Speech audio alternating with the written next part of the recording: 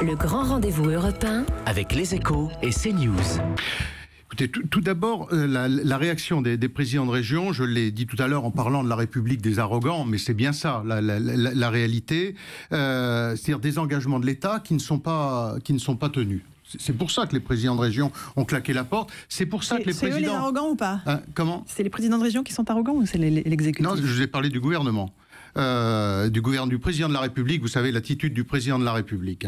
Je reviens pas sur les phrases sur les ouvrières de garde qui sont illettrées, les ouvriers du Nord qui sont des alcooliques, les fainéants et les cyniques, et quand il se promène dans une gare, il est impressionné par les gens qui réussissent et ceux qui ne sont rien. Vous vous rendez compte de la violence des propos d'un président de la République. C'est quand même assez choquant. Et le Premier ministre n'en a pas fait moins en s'adressant au président de région. À une époque, certains parlaient de Karcher, de Racaille. Oui, mais on était déjà arrivé par le passé. Oui, mais simplement, on ne s'adressait pas aux Français.